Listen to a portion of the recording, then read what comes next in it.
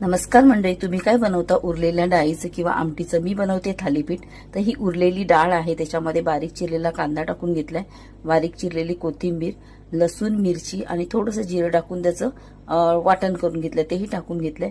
पिठामध्ये मी भाकरीची जी आपली पिठं असतात ते तांदळाचं पीठ आहे, ज्वारीचं पीठ आहे आणि थोडंसं बेसन टाकून घेतलंय, पांढरे तीळ, चवीनुसार मीठ. आता डाळीमध्ये सुद्धा मीठ आहे, त्यामुळे चवीनुसार मीठ टाकून घेतलंय. सगळं मिक्स केलंय आणि जसं आपण थालीपीठाला पीठ मळतो त्याचप्रमाणे सैलसर पीठ असं मळून घेतलंय. 10 मिनिटं बाजूला ठेवून दिलं. 10 मिनिटांनी आता मी थालीपीठ करायला घेते. ओल्या रुमालावर थालीपीठ थापायचं आपल्याला आणि पाण्याच्या हाताने ते एकसारखं सगळीकडे पसरवायचे.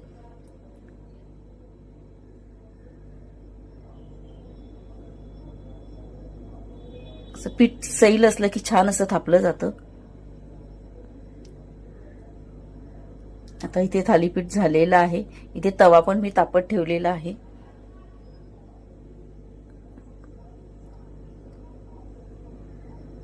हे होल ह्यासाठी वाढायचे की त्यातून आपण तेल सोडू शकतो, म्हणजे ते सगळीकडे व्यवस्थित जातं.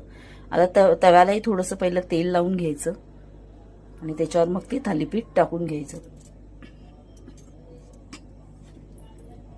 आणि वरून थोडासा पाण्याचा हात लावायचा आणि तो रुमाल अलगद काढून घ्यायचा.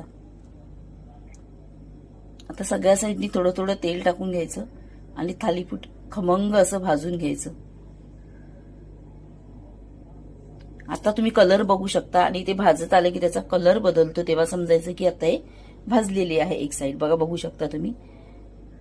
सगळ्या साईडनी सोडवून घ्यायचं आणि ते उलट करून छान असं बघा कलर बघू शकता तुम्ही. अशाच प्रकारे दुसरी साईड पण भाजून घ्यायची.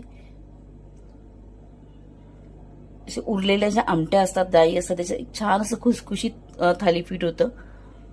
तर दुसरी साईड पण आता होत आलेली आहे. दह्याबरोबर किंवा लोण्याबरोबर सर्व करायचं. आता माझा मुलगा दही खात नाही, त्यामुळे त्याला मी सॉस बरोबर सर्व करते. तुम्हीही करा, तुमच्या मुलांनाही खाऊ घाला, नक्की आवडेल. आवडली ना रेसिपी? आवडल्या चॅनलला सबस्क्राईब आणि व्हिडिओला लाईक करायला विसरायचं नाही. थँक्यू.